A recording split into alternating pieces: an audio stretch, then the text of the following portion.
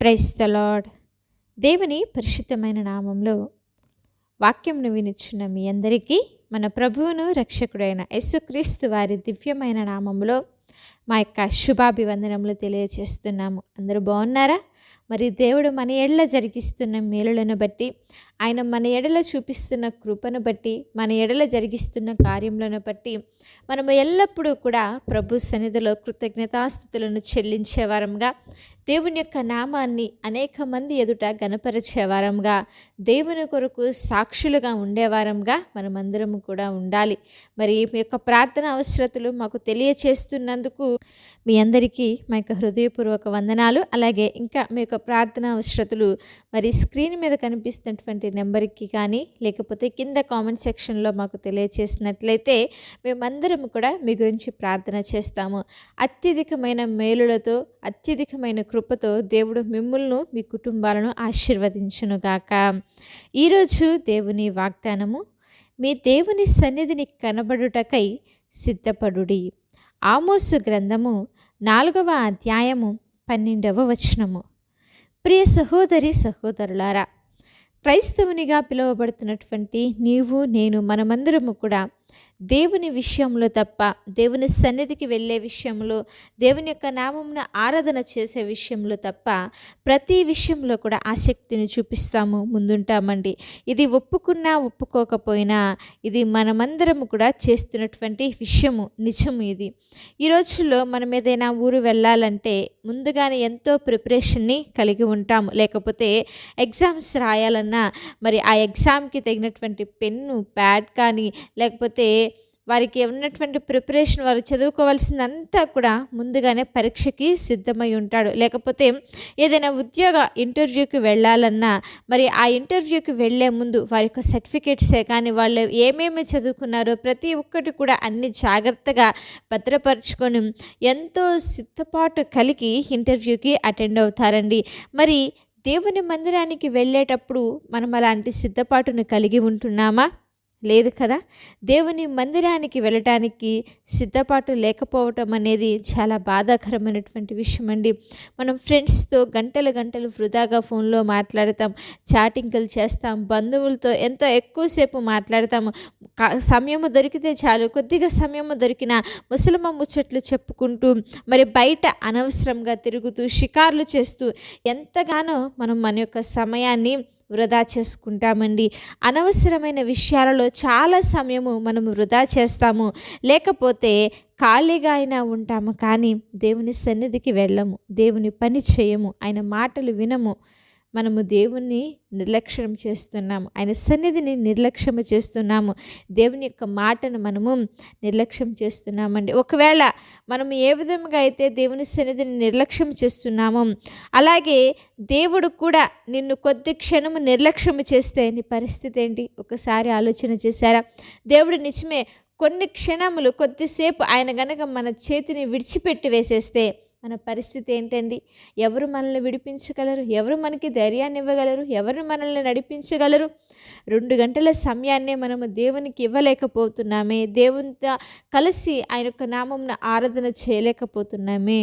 మరి ఎలాగ మన జీవితాలలో మనం మేలులను, దీవెనలను, కృపను మనం పొందుకుంటాము? ఒకసారి ఆలోచన చేద్దామా? నువ్వు నేను ఆయన సన్నిధిలో నివసించాలని ఎంతో ఆయన ఆశపడుచున్నాడు. కానీ మనం మాత్రము కంప్లీట్గా ఆపోజిట్గా ఆయన సన్నిధిలో కనపడకుండా దేవుని సన్నిధికి, దేవుని బిడ్డలకు మనము దూరంగా పరిగెడుతున్నామండి. ప్రతి ఆదివారము తప్పనిసరిగా దేవుని సన్నిధికి వెళ్తున్నా కూడా మనలో కొంతమందికి వారి జీవితాలలో తృప్తి అనేది ఉండదు. తృప్తి లేని జీవితాన్ని కలిగి ఉంటాం. కారణం ఏమిటంటే దేవుని సన్నిధిలో ఉన్నటువంటి ధన్యత, దేవుని సన్నిధిలో ఉన్నటువంటి ఆదరణ తెలుసుకోలేకపోవటమేనండి. ఎన్నోసార్లు ఏం చేస్తామంటే దేవుని మందిరానికి వెళ్ళకుండా ఆరోగ్యం బాగోలేదను, మాకు పని వల్ల కుదరలేదను, లేకపోతే బంధువులు వచ్చారని ఎన్నో మార్లు సాకులు చెప్తూ దేవుని యొక్క సన్నిధికి వెళ్లకుండా మరి మనము వృధాగా మన యొక్క టైంనే కానీ, మన యొక్క సమయాన్నే కానీ మరి ఇహలోక వాటి కొరకు, ఈ లోకంలో ఉంటున్న వ్యక్తుల కొరకు మనం మన యొక్క సమయాన్ని వృధా చేసేవారంగా ఉంటాము. అయితే ఆయనేమో నీతో మాట్లాడాలని, నిన్ను దర్శించాలని, నిన్ను బలపరచాలని ఆయన ఆశపడుచున్నాడు. కానీ ఆ గ్రహింపు అనేది ఈ రోజుల్లో చాలామందికి లేదండి. ఎంతకాలము దేవుడు చెప్పే మాటలు వినకుండా, దైవ సేవకులు చెప్పే వాక్యాన్ని వినకుండా నిర్లక్ష్యం చేస్తూ బ్రతుకుతావు? ఈ లోకంలో ఉంటున్న వేటి వల్ల కూడా మనకి తృప్తి రాదు. కేవలము నిజమైన తృప్తి మనకి ఆయన సన్నిధిలో మాత్రమే దొరుకుతుంది. ఆయన సన్నిధిలోనే నిజమైన ఆనందం ఉందని గ్రహించేంతవరకు మన జీవితాలలో తృప్తి కానీ, సంతోషం కానీ, సమాధానం కానీ ఏదీ దొరకదండి.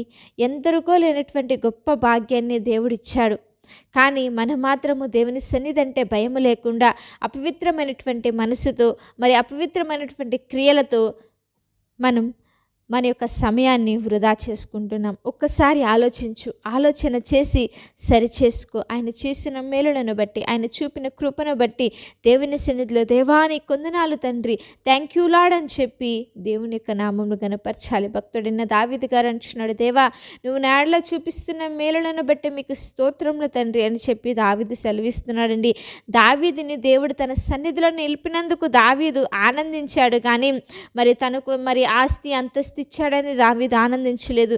నిత్యము దేవుని స్తుతించే భాగ్యాన్ని దావీదుకి ఇచ్చినందుకు దావీదు ఆనందించాడండి. కాబట్టి మనము కూడా దేవుని సన్నిధి యొక్క విలువను తెలుసుకొని ఆయన సన్నిధిలో తప్ప మరి ఎక్కడ కూడా మనకి తృప్తి దొరకదు అని గ్రహిస్తే ఆయన పాదములు పట్టుకొని పశ్చాత్తాపపడి మరి ఆయన మనకిచ్చే ధన్యతను అంతం వరకు కొనసాగించుచు ఆయన యొక్క మందిరంలో మేలులతో తృప్తి కలిగి ప్రభు సన్నిధిలో జీవించేవారముగా ఉందాము.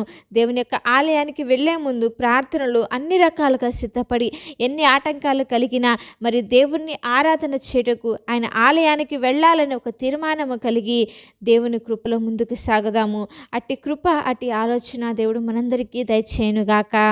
ఆమేన్. చిన్న ప్రార్థన. మహాపరిశుద్ధుడా, దయగలిగిన మా తండ్రి, ప్రేమపూర్ణుడా, శ్రేష్టమైన నామమును బట్టి మీకు స్తోత్రములు చెల్లిస్తున్నాం. అవును దేవా, మీ సన్నిధిలో సంతోషము, మీ సన్నిధిలో ఆనందము మాకు దొరుకుతుందయ్యా. ఇంతకాలము మేము వృధాగా మా యొక్క సమయాన్ని ఎంతో నా తండ్రి వెచ్చించాము దేవా. ఇక నుంచి అలాగా కాకుండా మీ సన్నిధిలో గడపటానికి, మీ సన్నిధిలో మీతో నా తండ్రి మిమ్మల్ని ఆరాధన చేయటానికి అట్టి మనస్సు, ఆలోచన మా అందరికీ మీరు దయచేయమని ప్రార్థిస్తున్నాం. ఎంతమంది బిడ్డలైతే వాక్యంను వింటున్నారో వారందరి జీవితాలలో, కుటుంబాలలో గొప్ప మేలులను, ఆశీర్వాదాలను దయచేయండి. మీ సన్నిధిలో ఉంటున్నటువంటి ఆనందము ప్రతి ఒక్క బిడ్డ తెలుసుకునే దేవా, మీ సన్నిధిలో ఉంటున్నటువంటి ఆదరణ గుర్తెరిగి నీలో ఎదుగుటకు, నీలో బలపరుటకు నీ కృపను అనుగ్రహించి నడిపించి బలపరిచి గొప్ప మేలులు దయచేయమని యేసుక్రీస్తు వారి నామములో అడిగి వేడుకొని ప్రార్థిస్తున్నాము తండ్రి. ఆమేన్. అలాగే మీ యొక్క ప్రార్థన అవసరతలు మాకు తెలియచేసిన ఎడల మేమందరము కూడా మీ గురించి ప్రార్థన చేస్తాము. దేవుని యొక్క కృప మీకు తోడై ఉండి నడిపించునుగాక. ఆమేన్.